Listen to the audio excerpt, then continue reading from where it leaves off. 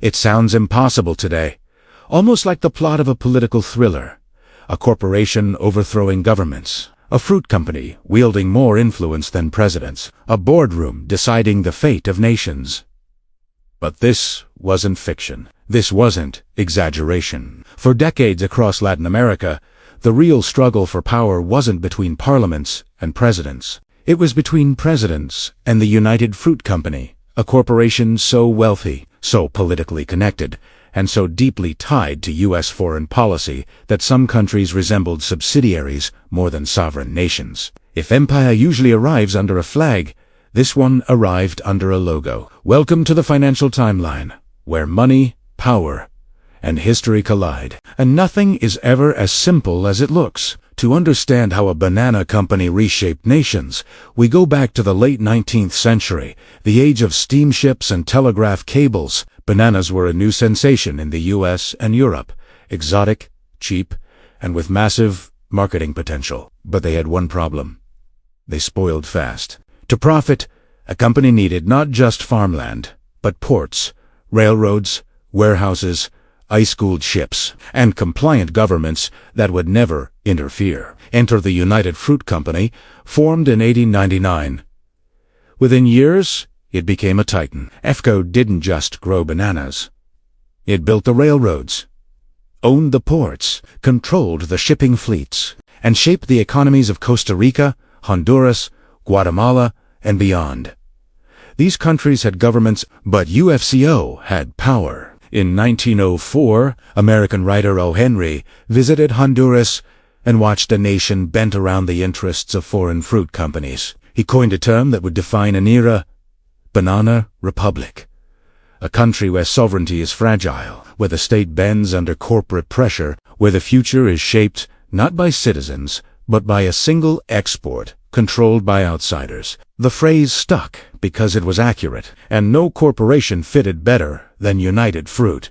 UFCO bought millions of acres, often from desperate governments or wealthy elites who welcomed foreign dollars. Sometimes the land was fertile, sometimes it wasn't. The point wasn't agriculture. It was control. In many regions, UFCO owned the only railroads leading to ports. Farmers could grow whatever they liked, but without access to UFCO's tracks, they couldn't sell a single crop. Land was leverage. Infrastructure was domination. Thousands of workers lived in company towns, buildings, hospitals, schools, all owned by UFCO. Wages often came in company scrip, redeemable only at company stores. UFCO paid you, housed you, fed you, and charged you for the privilege. Profits flowed north. Costs stayed local. If vertical integration were a sport, United Fruit would have taken gold. But the company's most powerful tool wasn't land, or railroads, or ships.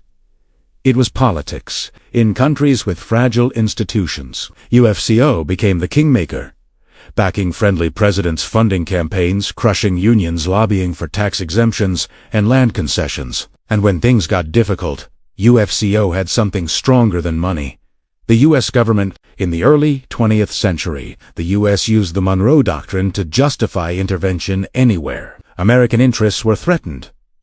UFCO learned to translate corporate disputes into security threats: a labor strike, communism, a tax increase, a threat to American property, a land reform proposal, hostile foreign influence. Profit protection was rebranded as patriotism. And Washington, listen, UFCO had given loans to Honduras in exchange for land and tax benefits. When political instability threatened these deals, UFCO requested help.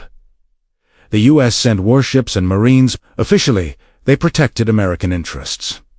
Unofficially, they protected UFCO's profits. The message was clear: governments could fall.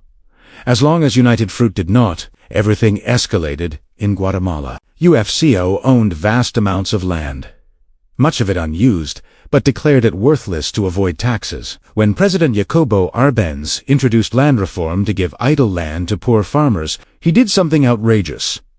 He offered to pay UFCO the exact value the company had declared on its own tax forms, $3, on a UFC. Oh, cried Fowl. Suddenly, the worthless land became priceless. But UFCO wasn't just a company. It had allies in Washington. Secretary of State John Foster Dulles, CIA Director Allen Dulles, numerous officials with ties to UFCO, or framed Arbians as a communist threat. Evidence was thin. Fear was enough. In 1954, the CIA launched one of the most strategic coups in Latin American history. They trained a small exile army, supplied weapons, and created a psychological campaign. Fake radio broadcasts, fake reports of uprisings, bribed military officers, a manufactured sense of collapse. Arbenza, believing the military had abandoned him, resigned.